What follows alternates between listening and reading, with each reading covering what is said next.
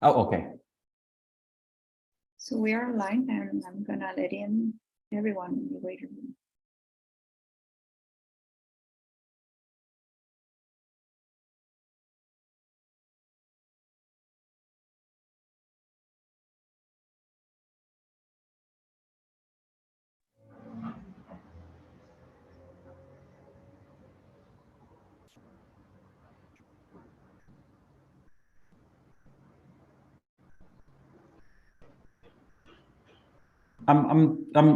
I'm sorry, but there is one person, Hernan, with the microphone unmute.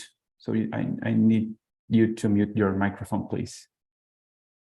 Okay, we're Okay. Okay. Seems like we're ready to go. Okay, wonderful. Good afternoon, everybody. Welcome to the Water Resources and Environment webinar series here at the Department of Civil Engineering at Universidad de Chile. My name is Pablo Mendoza, and I'm a professor and hydrologist here at the Department of Civil Engineering. And today I have the great pleasure of introducing our speaker of today. So we have Dr. Hongli Liu. She's an assistant professor at the University of Alberta. Before joining the University of Alberta, Hongli obtained her PhD in civil engineering from the University of Waterloo, and she also worked as a postdoctoral fellow at the National Center for Atmospheric Research at Boulder, Colorado, and also at the University of Saskatchewan in Alberta. Hongli's research focuses on hydrological modeling and forecasting applications. So Hongli, thank you very much for your time and for willing to be here. We're very, very happy of having you here. So our virtual stage is all yours. Okay, thank you very much, Pablo, for the nice introduction. I think I can start to share my screen. Let me know if this works for you. Then the presentation mode. Can you see that properly? we can yes. see it, but with the subtitles. Oh, okay. Yeah. Right. Now it's perfect. Yeah. Okay. Yes. Yeah. Awesome. Thank you, everyone. It's my great pleasure to be here and just present some of my research. So today, the topic I'm going to present is called Improving the Data Uncertainty Handling in Hydrologic Modeling and Forecasting Applications. So from the title, you can see today we will focus on the data uncertainty in two things, the modeling and forecasting applications. So by the way, the photo here is the three sisters in Canada, in Alberta. You are super welcome to visit us, like it's pretty. Here's the outline of my presentation. So first of all, I will give a brief introduction about the data uncertainty. And then the second, today we will focus on the frozen data, which also called the climate data or the meteorology data. We look at the uncertainty quantification for them, and then we look at two applications using this uncertainty. It's the parameter estimation and the data assimilation. So I don't know exact kind of organization format, but I personally kind of welcome questions during I present, but you can also kind of feel free to keep your questions at the end. So first is the background about the data uncertainty. I just want to highlight why the data uncertainty matters. Let me just hide this. Oops, is this one? Yeah, awesome. So why the data uncertainty matters? Here's a kind of figure showing the relationship between the model complexity in x-axis is the increasing model complexity, and then the y-axis is your model uncertainty, the output uncertainty. Actually, the green line is your model structure uncertainty, and then the blue line is the data uncertainty, and then the red line is the combination of the two different sides. So the finding of this research is showing like as we increase the model complexity, actually the data uncertainty starts to play a more and more important role in terms of the overall uncertainty. And then when the model is relatively simple, the structure uncertainty works a lot, but as the model becomes more complex, the data uncertainty is really important. We cannot neglect. And then after this, I want to give two examples to show like where is the data uncertainty in the real application. So first example is in the flood and damage forecasting. So in the flood forecasting, what we do actually, we just grab these forecasted meteorology data from the meteorologists, like either from the global climate model, and then they usually generate multiple kind of model outputs as the forecasted kind of climate. And then they give us to our hydrologists to run our hydrological model to provide the stream flow or discharge forecasting results. And then from us, we pass the forecasting result to actually hydrologists to let them run their hydraulic model to provide the urban flood forecasting. So from this big picture, you can see where the hydrologic model is located. And then actually this model needs to handle these uncertain inputs when we do the forecasting. And then the second real kind of application is in the climate impact assessment. In this case, we hydrologists also need to get the future climate projections. Usually we get, again, from climate scientists or the meteorologists to get the future climate projections. Usually it has multiple scenarios. And then we put all these, we give all these to our hydrologic model and then do the future scenario assessment. So from both kind of applications, we can tell actually our hydrologic model always need to handle these uncertain inputs. So that kind of naturally just bring us this question, why don't we just develop our model that has the ability to handle these uncertain inputs, right? So I start to think like where uncertain data can be in the modeling process that can better prepare us for the future application. So here I just look at, okay, where the data uncertainty is in the hydrologic modeling. I would like to briefly overview what is the hydrologic modeling is doing, and then in the flood forecasting applications where the data uncertainty is. So the first is when we do the hydrologic modeling, we actually need to build our model structure first, decide the grid cell size, right? The computational units and all the equations we want to use to describe different process. Once we have the structure, we move to a process called model parameter estimation. So at this step, we actually start to face different uncertainties. So there are many different uncertainty sources that include from the forcing data, like the precipitation temperature that can drive our hydrologic model. And then the response data, for example, the stream flow data that we evaluate the model performance in the parameter estimation. We also have parameter uncertainty that's using multiple parameters rather than one, and also the model structure uncertainty. So I just want to highlight in this process, parameter estimation, we face uncertainty, especially data uncertainty. And then once we get the model parameters, we move to the forecasting application. Another process we face uncertainty is the data assimilation. So again, there are many different sources of uncertainty in this process. One of them is, again, forcing data, plus you have uncertainty from response data and also the initial conditions of the whole system. After doing data assimilation, we move to the real forecasting using these forecasted forcing data. So in this presentation, we're going to focus on the forcing data in the process of parameter estimation and data assimilation. So I just want to overview like how in the past, the hydrologic modeling people like handle data uncertainty. So usually they use assumed statistical error models or the probability distributions. For example, they just assume additive or multiplicative Gaussian errors. In this case, the green one is your uncertain value. For example, your precipitation or temperature, this is your uncertain value. And then the green one is your observed value. And then you add an error model to it. For example, the arrow here has the mean, like normal distribution, zero mean, and an assumed standard deviation.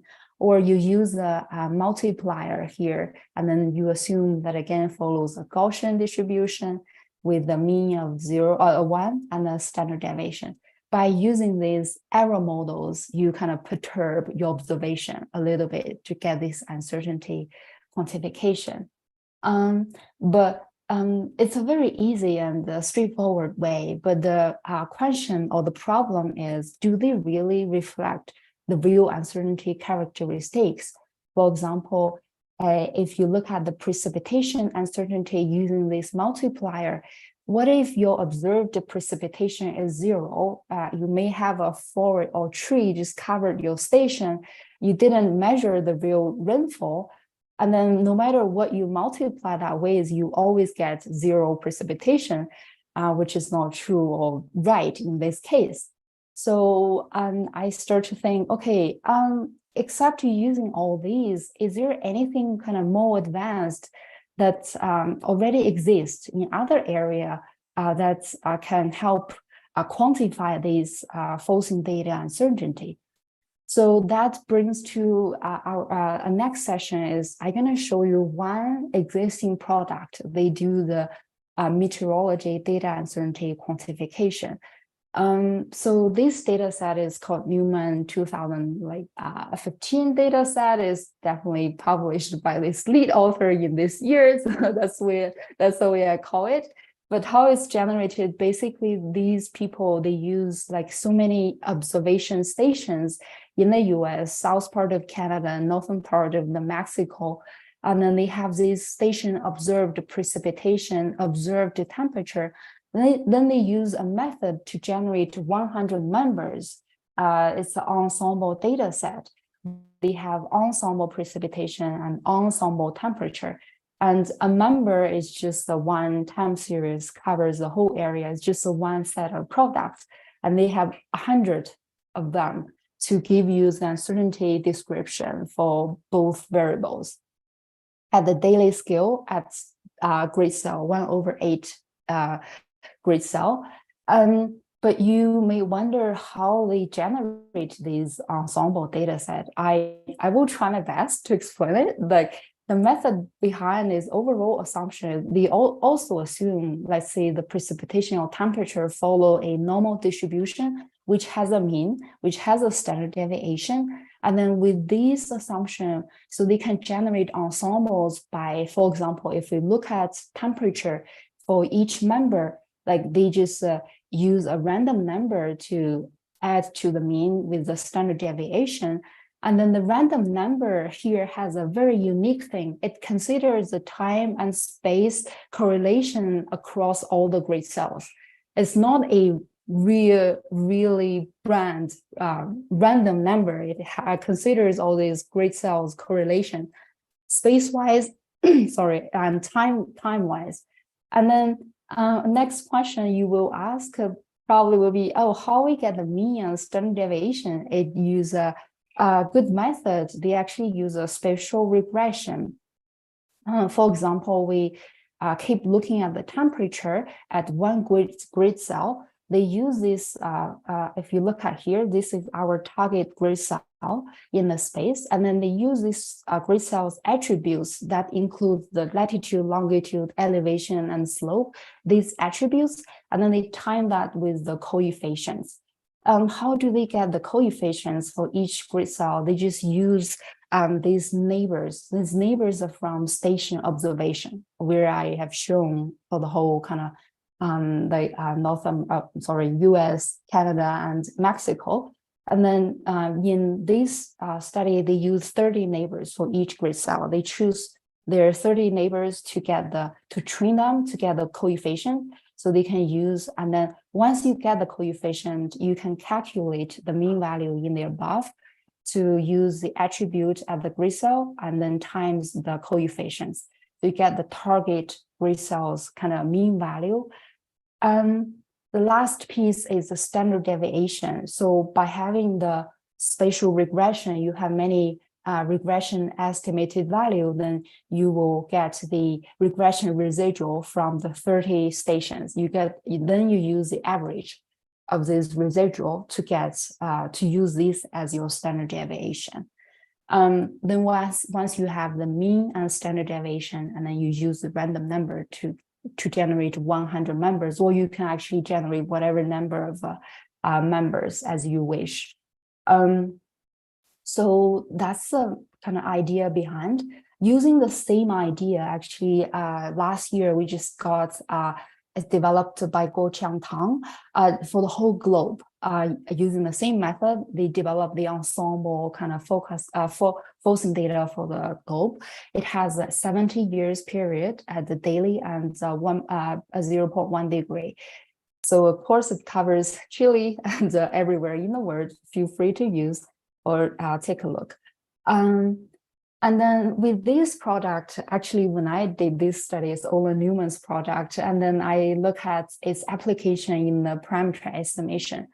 And then I just want to highlight the motivation of doing all this study is we want to replace using these assumed statistical error models with some existing ensemble meteorological data sets in parameter estimation. So we don't assume anything anymore. We just use some direct products that is more advanced, reflecting the reality, right, in the model training or development.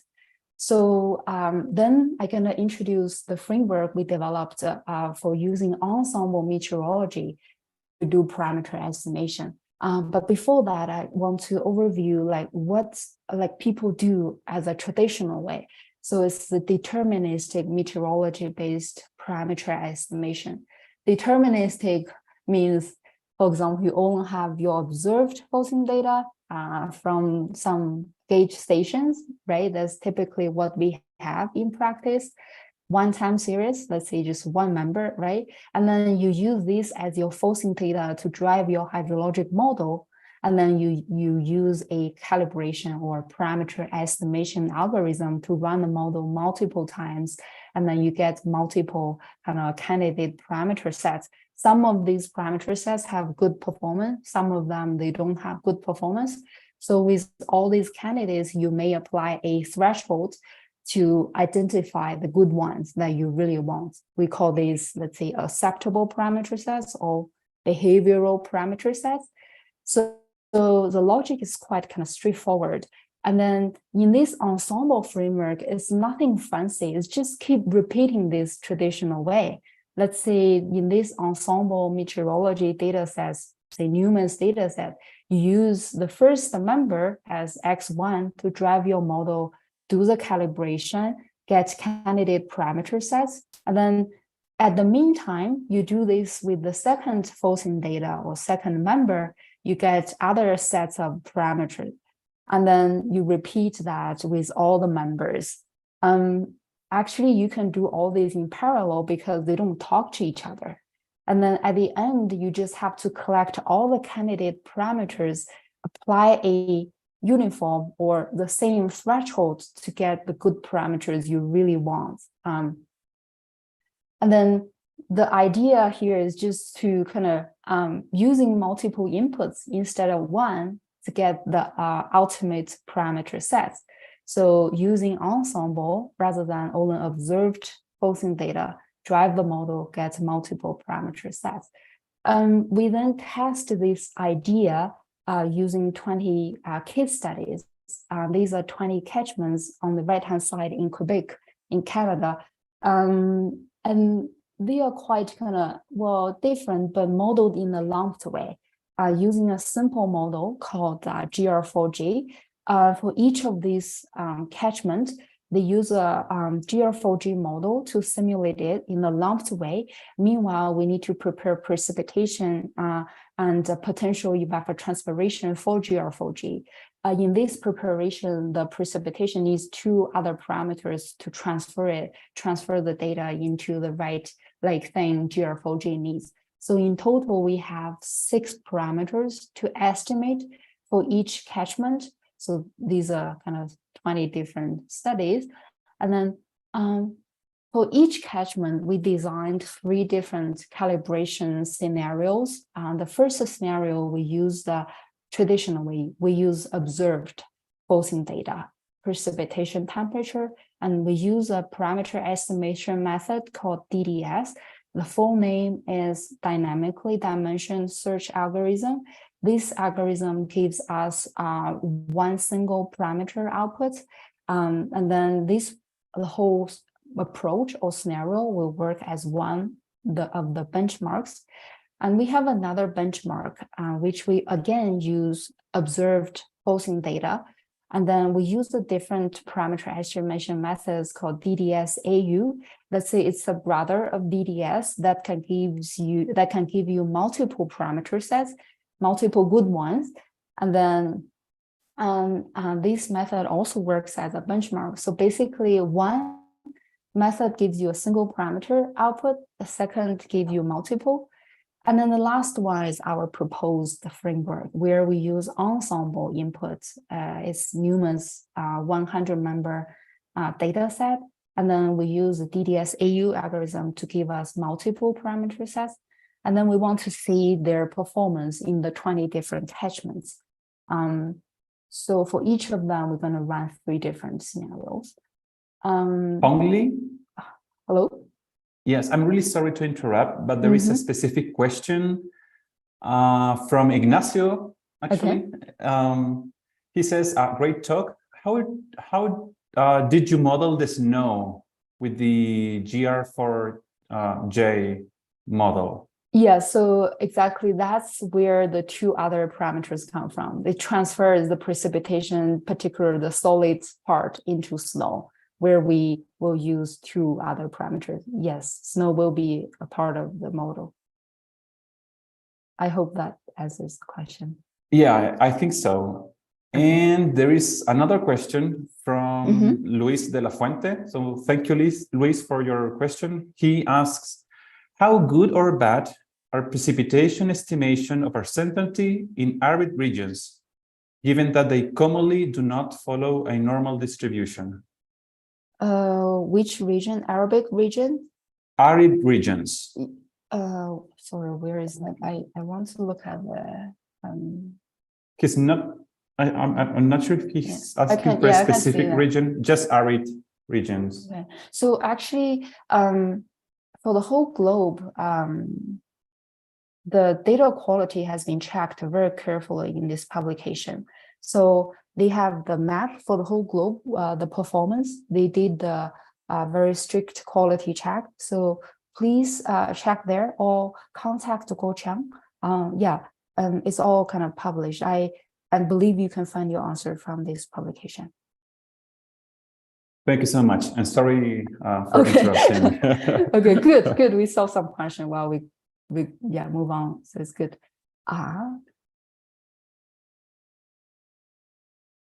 So now it's kind of case study design. I will hide the float again. So then we move to the real kind of experiments. So we look at their kind of performance in the flow prediction from 2 different perspectives. We evaluate model outputs from the deterministic way and also from the probabilistic way, because we have ensemble parameter sets. So we will have an ensemble simulation results, right? So for this deterministic evaluation, we actually use a metric called KGE. It's quite common for hydrologists, where they compare the mean kind of model simulation results versus the observed stream flow. In this plot, from number 1, 2 until 20 represent our 20 catchments in Quebec. And then from inside to outside is a KGE value. So it's the bigger, the more outside is better for KGE. And then the 3 different colored lines are our 3 different scenarios for each catchment. So the green and blue lines are the benchmarks, and then the red lines our proposed ensemble calibration framework. So the more outside, the better. So for some case studies, the KGE is getting better. I think for one of them it's getting worse, but for others it keep quite similar. And another perspective is a probabilistic perspective. We compare the 95% ensemble prediction boundaries with the observed data to see if the boundary can cover our observed stream flow. So the metric is called reliability. It's quite kind of intuitive if it can cover the observed data, right? So again, the 20 catchments, and then with the reliability from 0 to 1, the higher the better. The more you can cover your observed data. So approach 1 is not shown here because Olin gives one single simulation result. It doesn't have a boundary, but approach 2 has multiple parameter sets. So it has multiple predictions. So it has a boundary, but the boundary has a kind of worse reliability than the new approach. We can look at one case study to see the hydrograph of them for the 3 different approaches. In these plots, it has approach like 1, 2, 3. The x-axis is the time over a year, of course, cutting off the winter period. And then the y-axis is the stream flow data. And then the red dots are our observed stream flow data. And then the blue line is the simulated. In this approach 1, it's just single simulation. But for approach 2 and 3, these are ensemble mean simulation results. And then the gray area is the 95% prediction boundary. So as you can see, particularly for the high flow prediction, the new approach, no matter is ensemble mean or boundary, it's kind of mimic the observed red dots very well compared to other approach. That's the evaluation from the final flow prediction perspective. We also evaluate like this approach by looking at the parameter estimation results. So this is just 2 case studies, the x-axis looking at 6 different parameters for our hydrologic model. And this y-axis is the parameters density, or you can think of as a histogram. And then for 2 different catchments. So the red dotted line is the approach 2's ensemble parameter outputs, and the red line is our proposed methods, the parameter estimation results. By visually looking at all of them, actually you can see for many parameters, their parameter estimation distribution are quite different. We did statistical check, they are even statistically different. But for a few of them, they are quite similar.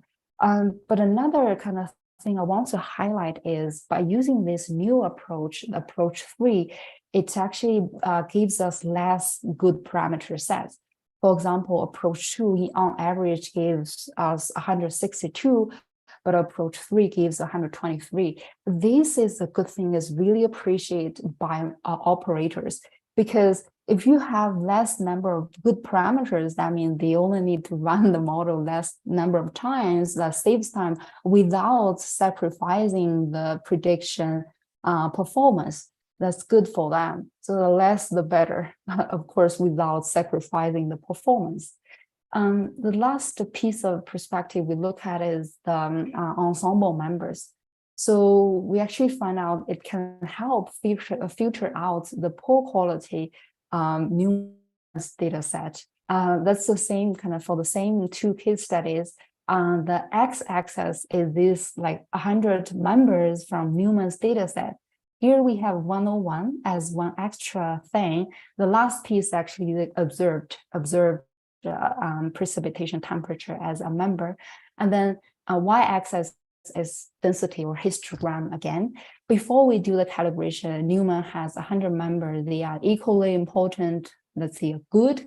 And after we do the parameter estimation, some members just didn't show up because they didn't bring us any good parameters. So they just got excluded from the calibration. They are not used anymore. So we went back and we contact Newman, and it turns out all of these poor quality ones, they are really kind of, they had mistakes in the data or transfer. So I think like this new approach is really a way for us to look back, provide a feedback to these data set developers to check the data quality of their members. So here's a summary or takeaway from this parameter estimation side. So we found the proposed parameter estimation framework is good at three things. The first, for the flow prediction, it brings more reliable results. For the parameter, it just brings less number of parameter sets. And then for the meteorological uncertainty side, it helps to refine our uncertainty for the data set, do the quality control. So with that, we can move to the last piece, is the data assimilation. So again, I have to highlight the motivation of doing all this is we really want to replace these assumed statistical error models with some existing Ensemble meteorological data sets in DA, not necessarily Newman's, but existing more advanced data sets without any assumptions. Here I want to kind of provide an introduction about data assimilation in hydrology field. So when we do data assimilation in hydrologic forecasting, we usually run our hydrologic models until the one time step before the current time step. We call that past or T0, where we have multiple state estimates. The state, when I say state, that can be, let's say, if you have a hydrologic model, your water bucket level or your stream flow simulation, some state variables in your hydrologic model. You can have multiple ones because you have different initial conditions or different parameters. And then with all these kind of past state estimate, you combine that, you combine that with the current ensemble climate. That's where I focus, like ensemble climate. You run the model, keep running the model for one time step. You get these current time step state estimates. But at this step, these state estimates are called prior state estimates because data assimilation hasn't been done yet. So with these prior state estimates, you just do the DA, a magic thing by adding your observed stream flow data into it. After that, you get your posterior state estimates. Let's say your soil moisture data got updated or your water bucket level got updated. Now, you're still at the current time step. Now you can move to the future with your forecasted climate data to do the future, the first lead day forecasting, the second lead day forecasting until, let's say, 9 days in total, right? So in this entire DA process, they do need this ensemble climate for the current climate condition, not necessarily for the future yet. But how they get these kind of ensemble climate, like let's look at like how they do it in the traditional way. That's a very typical process called hyperparameter tuning. What is a hyperparameter? So actually the hyperparameters are used to perturb the forcing data based on these statistical error models. So as we have seen before, for example, precipitation, they use a multiplier to perturb your observed precipitation, right, to get ensemble one. And then here your random number or a multiplier is assumed to follow a normal distribution with a 1 as a mean and assumed standard deviation, let's say 20% of your observed value or 50% of your observed value. Another way, for example, for the temperature, they just add an error to it. This error follows a normal distribution with zero mean and a standard deviation. So, and then with this, they do the hyperparameter tuning. The tuning is essentially a process of trying different hyperparameter values until you get a good forecasting performance. That means you need to really try this value until you run the forecasting to see which one gives you good forecasting results. And then you come back to use the right one when you do the real forecasting. So it's a lot of work. You have to go through, finish all the forecasting process to find out. It's really ad hoc way. In the study I investigate, for example, I look at like 3 different candidates to do this temperature kind of related standard deviation tuning. And then I use 2 values, 2 degree and 5 degree to tune the temperature related standard deviation. These are the hyperparameters I'm gonna try. And another thing people tune in DA is the state variables. For example, in the GR4G model, it's a quite typical, very classic hydrologic model. They assume there are two buckets in the model. So the bucket water level is a thing they want to that's a state variable for the model, and they want to update by adding the stream flow as a part of that. So they also need to decide like which state variable they want to update. Do I only update one of them or both of them? So in total, actually in this case, plus the previous, these hyperparameters and the 3 case, so in total we have 18 different hyperparameters to tune for each case study. So in this study, we use the same 20 catchments in Quebec in the parameter estimation one. So they have to find among these 18 combinations, which one gives the best forecasting performance. And then we can look at some detailed case study design for each catchment. So actually for each catchment here, we design 3 different kind of scenarios. So the first one is the benchmark again, where it's called system SU.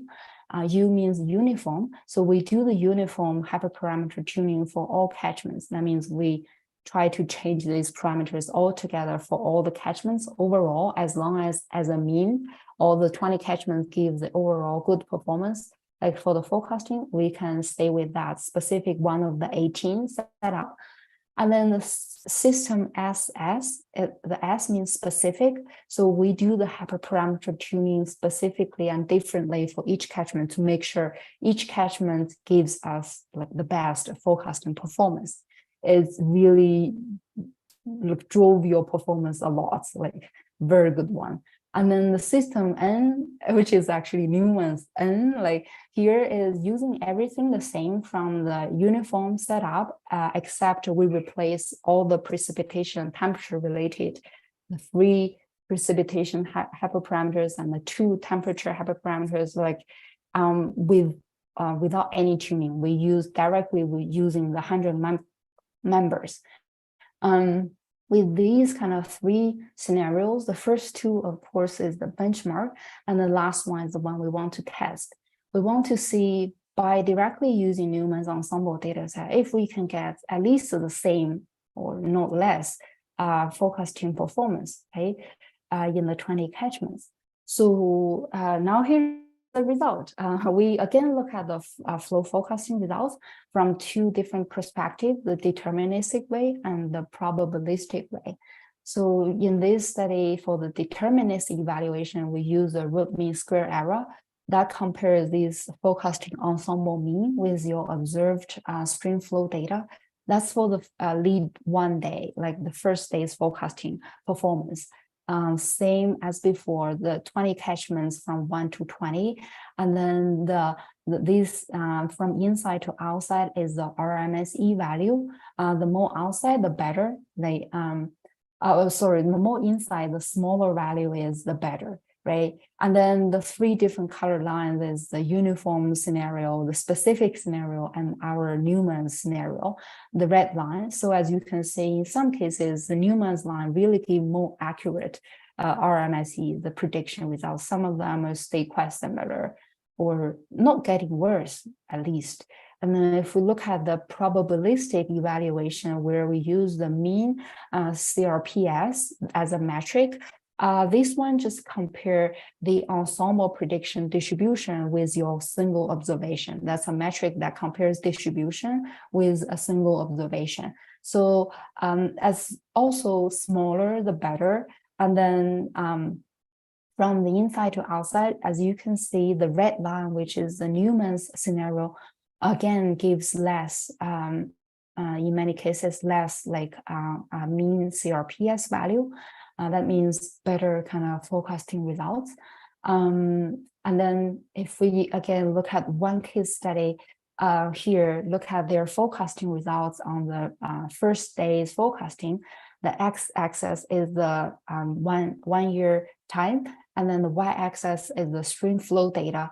And then the red dots are again our observed stream flow data. And then blue line is this ensemble mean forecasting results. And then the gray area is the 95% prediction boundary. And then from here, you can tell by using Newman's data set in the DA, we can get kind of more reliable and also more accurate, like high flow prediction. But this is only for the day one lead time forecasting. If we look at for the future 9 days in total, so again, using the two metrics from deterministic way and the probabilistic way to evaluate all of them, you can see the improvements of the red line is quite obvious for the first like 1, 2, 3 days. But for both kind of RMSE and MCRPS, it's getting smaller, but with time moving to the more future, this advantage disappears. So I think it's safe to claim this, like using this Newman's method in DA can help to improve the short lead time forecasting. But another very important perspective is by using this existing data set, it really saves us from doing any hyperparameter tuning. That's a lot of effort actually in forecasting.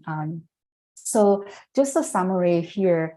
So I want to highlight using existing ensemble meteorology data really helps us to avoid doing hyperparameter tuning. And then in the forecasting perspective, it can improve the short lead time forecasting. I think that's all I want to cover. At the end, this is a summary. Again, like we want to call for your attention, like please consider using some existing products. It's not necessarily my products, but more advanced from other fields, right? And then using that in your model developments, like in the parameter estimation and also in data assimilation to improve your prediction performance. That's all I have for today. Thank you very much for your attention and time. I will kind of welcome questions from right now.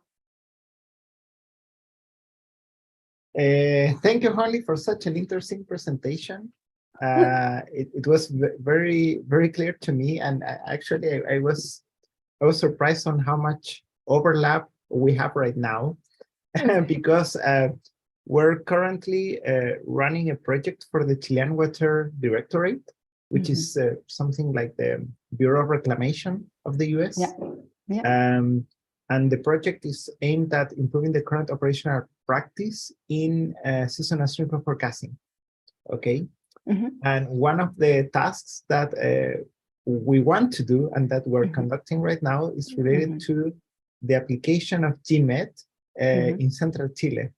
And we're getting our first results, so it's very exciting to see what you're doing, and also that we are applying the same tools over here. And actually, we're collaborating with Andy Wood. Wow, that's awesome! Yeah. Which is quite cool as well. So that's very good to know. Yeah. So I was wondering if it seems like we have a question here. Okay. From Luis Metz here, it's on the chat. So Luis is asking, why catchments 1 and 2 have low KGE, low performance, and high root mean square error? Has to do with the size of the catchment or data quality? If you look at KGE, then it's the catchments 1, low performance, and 2. High RMSE. Are you talking about this one? No, the question is related to KG. I don't know. But it also mentioned RMSE. I think he's pointing to those two, because about catchments 1 and 2.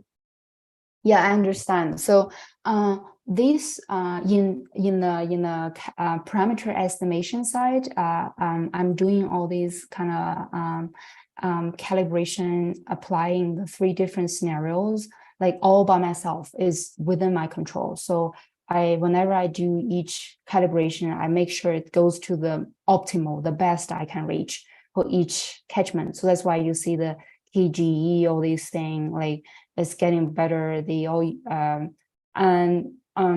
but in the forecasting, first of all, like these scenario SU and SS is from a existing publication from our collaborator. It's a second lead author of my paper. So they shared all these results. I didn't touch it. That means when they do the parameter estimation, they use their own way. I directly get their parameter set. Parameter is not changed at all. It's not a factor. And then here also for the uniform scenario, I think it's a overall generally good performance for all. It's not necessarily for each catchment they reach the maximum, reach the optimal. Probably 102. So the green one is the scenario SS. It's more specific, or which one is more specific? Bear with me a little bit. The green one is more uniform. It has a larger, it's uniformly kind of calibrated, so it's larger error. And then once it's become specific, then it has a smaller error. I also use their exact parameters, model parameters, but just change the DA side and make such a difference. That's a good question, but as catchment 102, shall we just go back, look at where I didn't look at that. That's a good question. Where are they?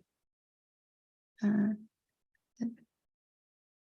think number two is there. They are most the right-hand side. Close to each other. Oh. Yeah, and also they are away from the majority of these catchments. So yeah, this might be a very good point. Yeah, maybe there is something different in terms of the hydroclimatic properties or physical properties. But I mean, that's something cool when you work with a large sample of catchments. You can get insights or about what's happening there. I'm wondering that perhaps if you used, and that's a question that I was going to ask, because all these experiments were conducted with the GR4J. Right? GR4J.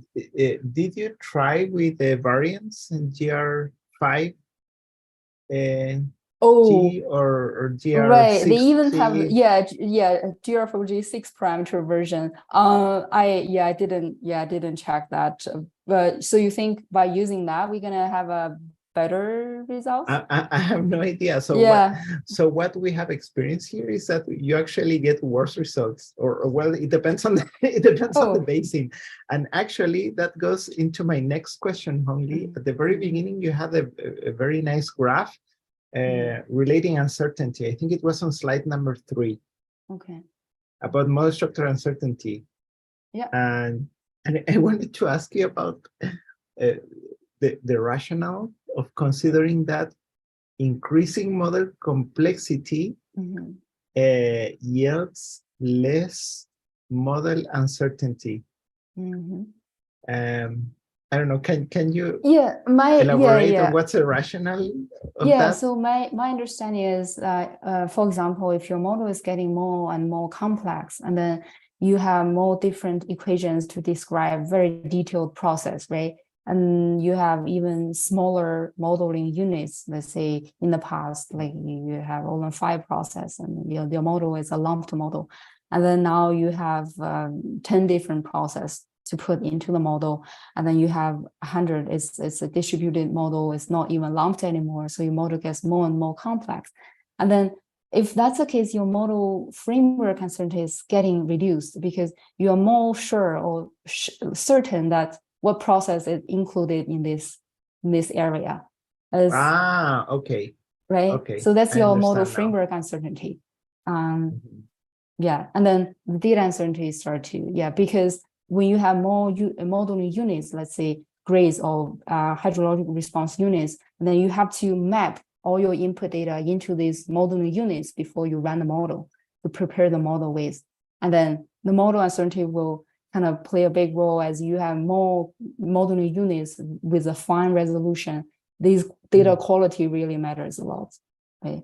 If you are lumped model one area, you only need to prepare one forcing data, and it's lumped for the whole area. And once the model becomes distributed, the quality matters. If it's not a spatially distributed, it's a poor quality forcing data, the model performance is very poor. Okay, thank Okay. you, Hongli. I think I understand right now what's the rationale. Okay. Nico, go Yes, ahead. I have, there are 3 questions in the chat. So I'll go with the simplest question first. So is this work already published? That's the first question, or it's about to get published? All of them have been published. Okay. Yeah. So,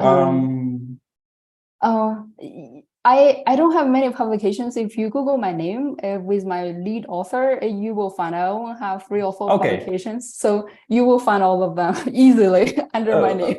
Okay, thank you. And It's a shame to see it. oh, no, not at all. So here goes there are 2 questions left, one from Tomas. So he says, if I understood correctly, you did check which members of the meteo ensemble perform better, correct? Yeah. Okay, if so, were the members coherent between all the basins, or were they more basin specific? I think the student is talking about these members, right? I think by Olin looking at these 2, for the very, very core quality ones, I think the first member and the 4th member. So if they never bring any good model like parameter sets, they are very consistent. Like none of the case study has kind of produced good one with them, so they are all excluded. But for the similar ones, these can be like, if this one already gives you like it's not quite consistent, let's say. So for similar ones, it's not consistent. It can be here or there. Like, yeah, I think by visually checking, compare these 2 case studies, no, nothing general. It's just 100 members, you can actually only use 50. That means to enoughly like give you the ensemble prediction. Okay, so and the next question is from Luis de la Fuente. So his question is, how could we split the uncertainty from the meteorological forcing versus the model architecture that you are using? I think this is a very tough question. So which one do you think is higher? Yeah, exactly. So as I have shown here, there are so many different sources, and then model structure is definitely one of the key things we have to consider. We are still trying to distinguish, separate all of them. I don't have a solution yet. That's one of the 20 big questions in hydrology. Just intuitively from here, you can just, depending your model complexity, I think it's case by case. The importance or how uncertain that can dominate the final output. I don't have a way to separate them. Yeah. Can I say something that I think that you could handle that with a method called Bayesian total error analysis or within a Bayesian framework? Which right. I don't really know how it works, but I know it exists. I think this is a good question for Dimitri Kavetsky. So yeah. if Dimitri is watching this presentation, I think he could help. Yes, but that's a very good suggestion. That's a very important stream of research. They only focus on the Bayesian related parameter estimation. So what if you don't use Bayesian? Then this will not work. I'm gonna leave the paper. I don't know how to leave it in the. For some reason, I cannot write in the chat on YouTube, so I will leave the paper in this chat. Okay, I can. And maybe Nico can. I can write that link on the YouTube chat. So yeah, that's a 2006 paper. Okay, but I imagine that you could do that kind of decomposition using a Bayesian framework. I don't know if that's helpful for Luis. Ask Hoshin. Like, I know that probably Hoshin knows the answer. Yeah. Okay, I don't know. Sorry, I just posted 2 papers that they're relevant to the parameter and the DA. So these there are 2 links in the chat I just posted. I hope that's helpful. They are already on the YouTube chat. Oh, so okay. oh, this is there is another question from Ignacio. So why did you choose the GR4J model? No, it's nothing. Well, first, like partially depending on our collaborator, I actually first finished the DA paper. And then the GR4G model is from our collaborator. I inspired from there, I keep using the same model. Second of that, my personal research journey starts with the conceptual model and then gradually move to the more complex, let's say the SUMA model or some other process-based model. So I think there's no limitation or say you have to use this conceptual model. All these kind of methods I presented today can be used or tested on other models as well. So yeah, just to there is another question. So that is related to your answer. So are you planning to use an ensemble of different models with different structures? Ensemble, wow. Well, that's a good research area. Actually, we have people already doing that. They look at different model, let's say parameterization choices, like for each single product, let's say infiltration, we have different formulas we can use to describe it. There are papers like working on how to select among all of them while you do the parameter estimation. I think Pablo, you know Julia Mai, she has a paper. Yeah, I'm finding that right now. Yeah. Thank you. I think we are almost on time. So can I ask one final question? Yeah. Okay. So when you calibrate the models, have you given any thought to use or to include hydrological signatures in the objective function or as a way to select parameters rather than only using KGE? That's a good question. So I think it is worth doing it, but for these 2 studies I didn't. It's a very good perspective. But the balance or trade-off is as you include more signatures, you actually end up having more parameters because you want to consider all of them. And then if you look at the overall performance, then it's actually getting worse. If in my case study or my research area, I focus on the flood forecasting. So I look at the stream flow prediction, in particular for the high flow. That's why these 2 things come to my mind. But yeah, feel free, and that's a good perspective. If your model serves the other signatures or other uses.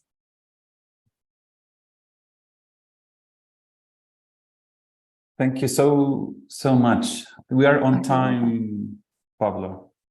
Okay, so I want to thank our audience. Thank you for joining this webinar. And more importantly, thank you, Hongli, for accepting our invitation. It was truly a pleasure to have you here. And I hope that we can keep chatting about hydrology. Yes. Thank you very much for having me today. It's a great pleasure, to talk here. I like all these questions. Yeah, hope it's helpful. Yeah. I just posted Julia Mai's name there just in case. Oh, sorry, in case people want to find her study on the model structure uncertainty with these few keywords. Okay, thank you very much, Hongli. And this is the end of today's webinar. Thank you very much for your attention. And we will see you soon. Bye. Have a good afternoon. Bye-bye.